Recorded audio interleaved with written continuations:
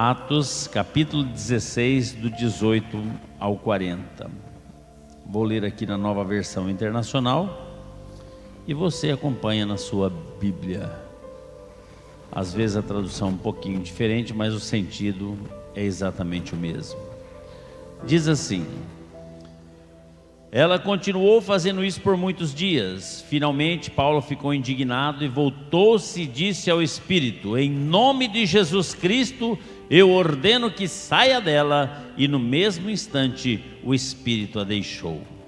Percebendo que a sua esperança de lucro tinha se acabado, os donos da escrava agarraram a Paulo e Silas e o arrastaram para a praça principal diante das autoridades.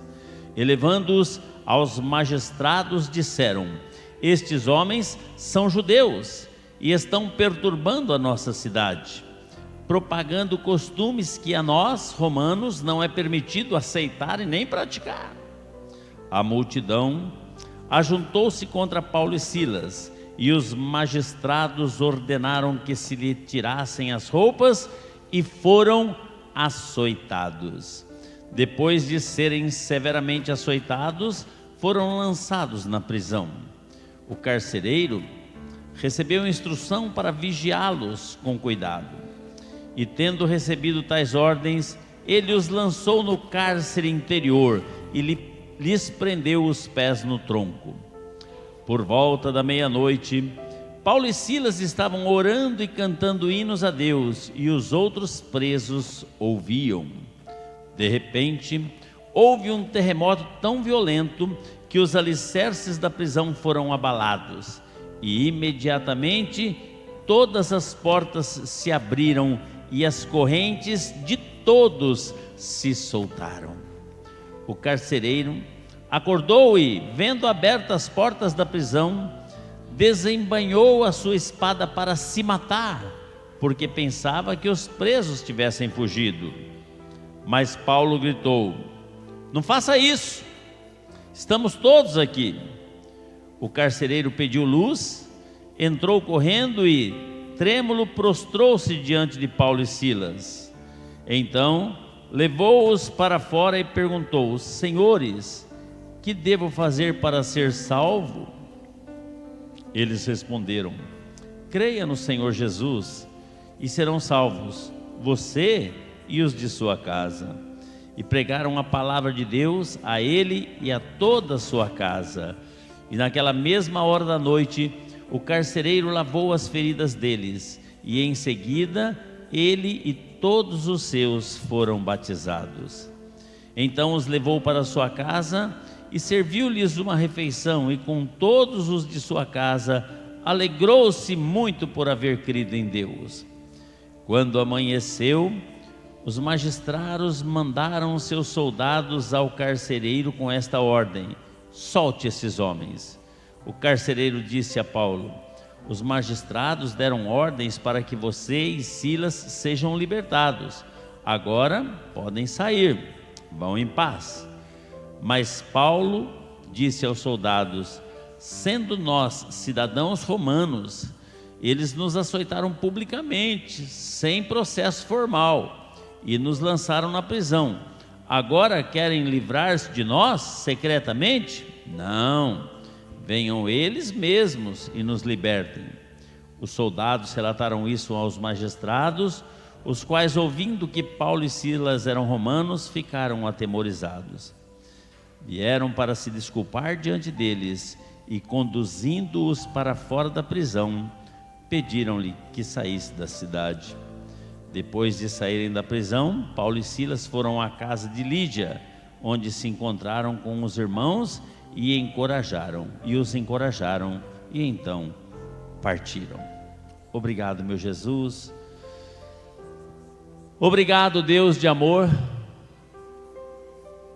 por esta palavra. Pedimos agora que o Senhor fale aos nossos corações. Nós queremos ouvir e entender aquilo que o Senhor tem para nós nessa noite. Clamamos no nome de Jesus Cristo. Amém. Graças a Deus. O texto que acabamos de ler, se você prestou atenção, nós temos aqui 3 personagens principais dos quais nós gostaríamos de falar. Temos o primeiro, que é Paulo, temos o segundo, que é Silas, e o terceiro, que é o carcereiro. Paulo e Silas foram presos por pregarem o evangelho e por libertarem vidas.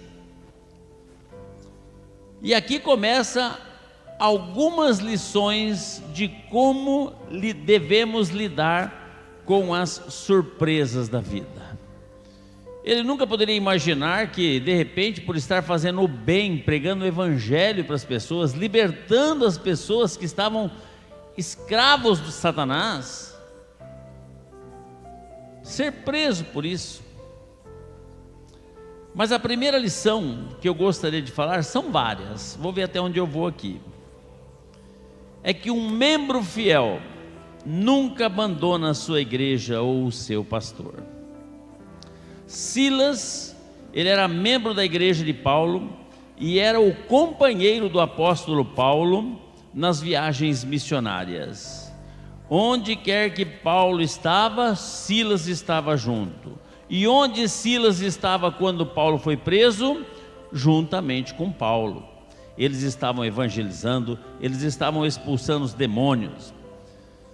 Silas poderia dizer o seguinte: não vou não, deixa quieto, vai sozinho, Paulo.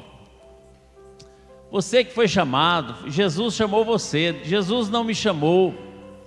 Você é o escolhido, você é o apóstolo, você é o cara, vai lá e faz a obra. Mas a gente viu que Silas não deixou Paulo de jeito nenhum. Irmãos, uma lição que nós aprendemos aí: temos que estar juntos nos momentos bons e nós temos que estar juntos nos momentos maus. É muito comum nas igrejas hoje em dia, de uma forma geral, quando alguma coisa já não está muito legal, a primeira coisa que a pessoa faz é abandonar. É a forma mais prática e mais cômoda, se esquecendo de como aquela igreja foi bênção para ele. Mas nós temos que estar juntos, irmãos, porque nós cantamos uma canção aqui que diz que separado as nossas forças serão poucas, mas nós temos que estar unidos. Silas estava juntinho ali. Ele podia ter até se esquivado, saído fora, né?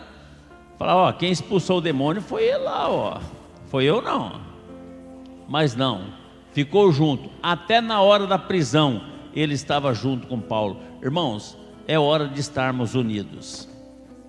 Eu estava falando com alguém essa semana, não me lembro bem, de como o povo de Deus está desunido de uma forma tão grande. É inacreditável como guerreamos entre nós mesmos. Isso não é legal, isso não agrada ao coração de Deus. E muitas vezes as pessoas se queixam porque não são abençoados, porque a Bíblia diz que é bom e agradável aos olhos de Deus que estejamos juntos, porque é na união que Deus libera a bênção. Então, irmãos, de nada adianta a gente passar e falar: estamos juntos, se não estamos juntos. Estamos juntos é estar junto, é até mesmo na hora das dificuldades. Silas estava juntinho de Paulo ali. Na hora que ele viu que a coisa ia ferver, ele podia ter saído fora, mas ele falou: não, se eu sou o companheiro dele na hora boa, eu tenho que estar também na hora ruim. Isso aí a gente aplica também muito em casamento, né, irmãos?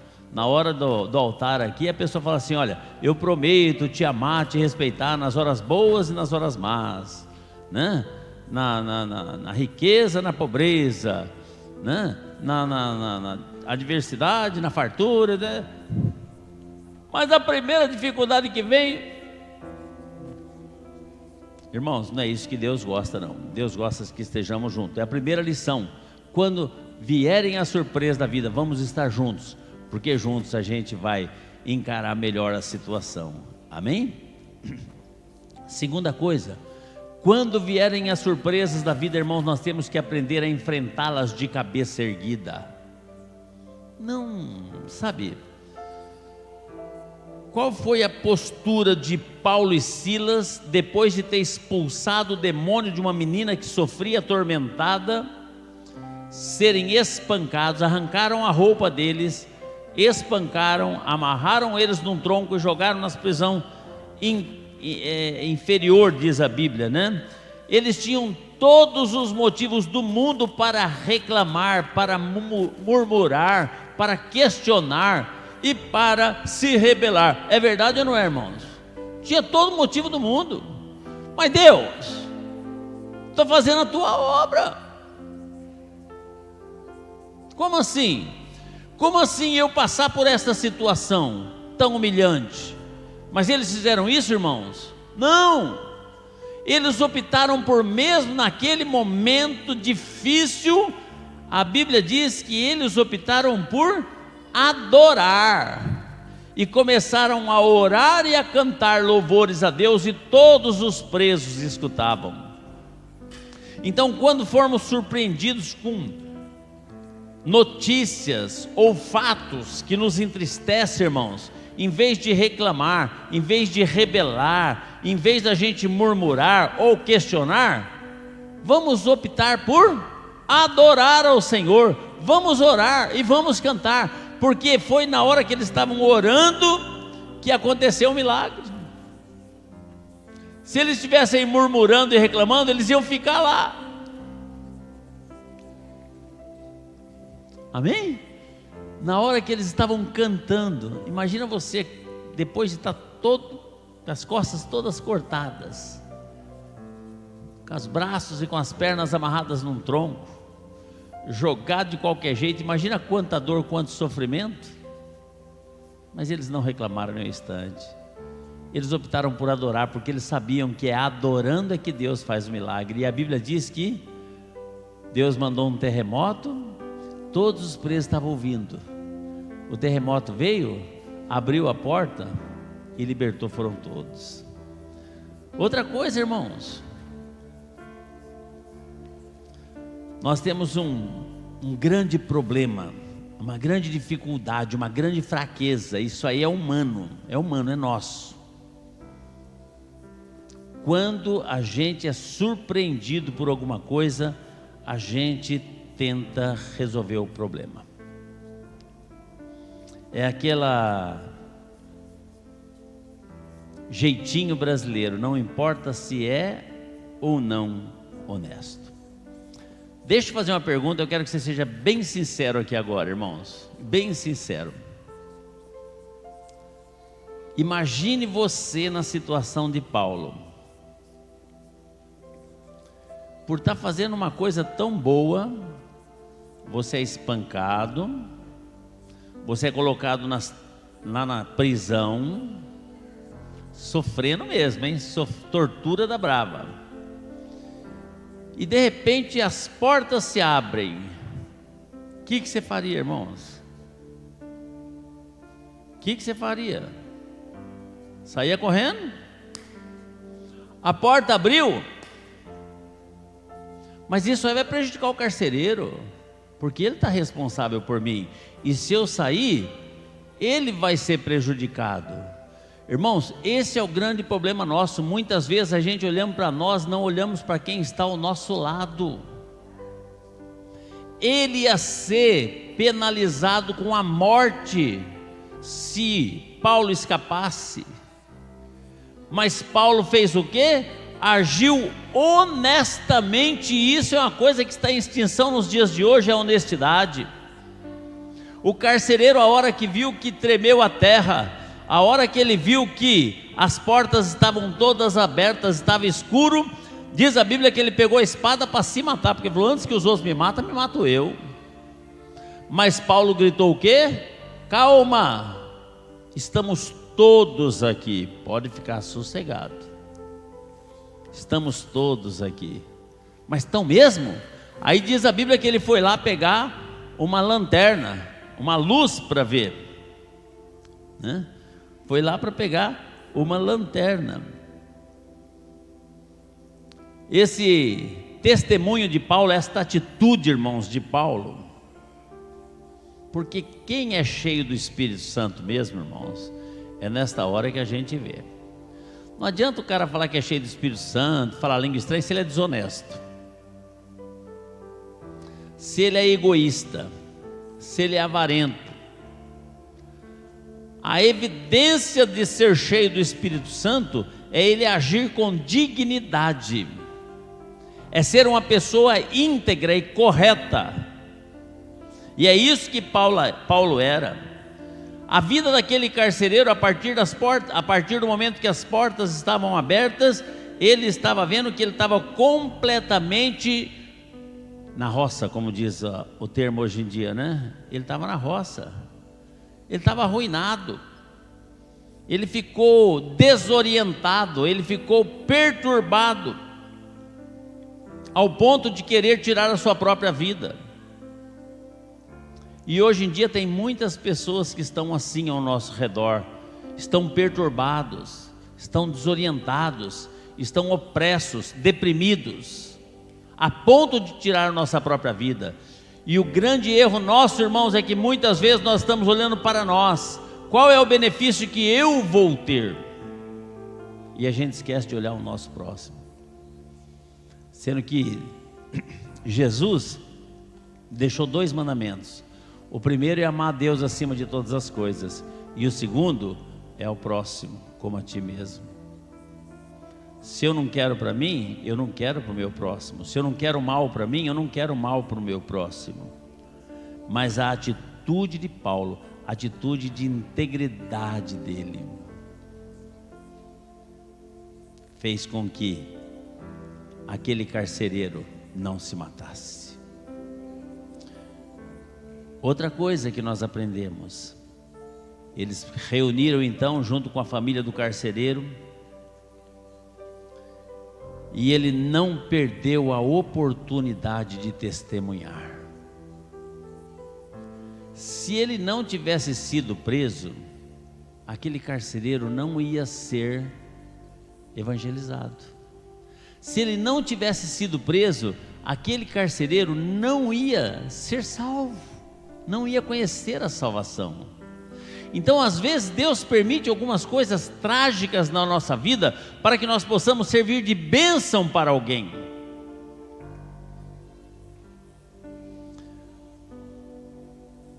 O apóstolo Paulo podia falar assim: a noite está fria, hein? Além do mais, eu estou muito machucado, estou com muitas dores. Não vou não. Mas para Paulo não tinha tempo feio. Madrugada, frio, machucado, ele pregou o evangelho para o carcereiro. Ele pregou o evangelho. E diz a Bíblia que o carcereiro e toda a sua família aceitaram a Jesus e foram batizados. Olha como que Deus conduz as coisas, irmãos. Muitas vezes Ele permite essas coisas que a gente, quando vê, a gente fica chocado. Mas a gente tem que entender uma coisa, queridos: nossa vida é uma vida guiada pelo Espírito Santo. É ou não é, irmãos? A nossa vida é guiada pelo Espírito Santo ou não é? E se de repente alguma coisa que não é do nosso agrado acontece, a gente tem que entender que Deus tem um propósito ali, e que a gente tem que manter a nossa postura de adorador firme até nos momentos de dificuldades, porque Deus quer nos usar. E o carcereiro e toda aquela família foram batizados no nome de Jesus Cristo. E para encerrar, irmãos,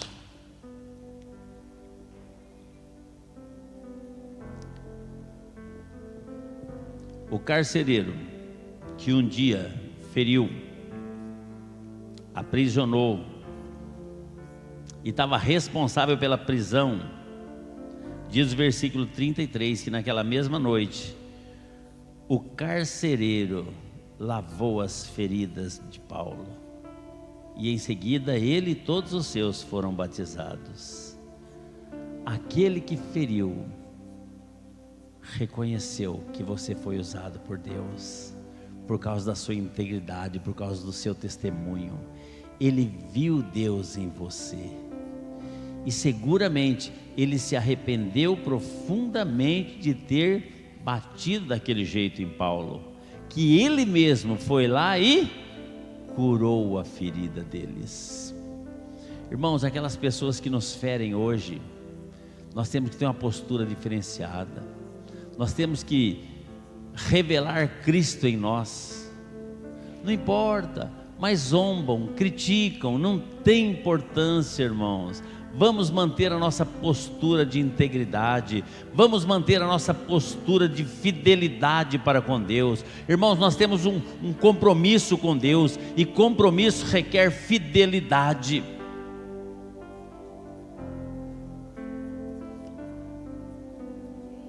Jesus falou: quando eu voltar, será que eu vou achar fé na terra? Será que temos sido fiéis? Será que nós temos realmente honrado a nossa posição de cristão, pelo qual Ele nos chamou? Paulo aqui nos dá um grande exemplo.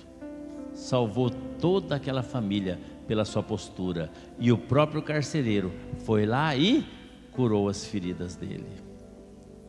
Queridos, nós um dia fomos chamados.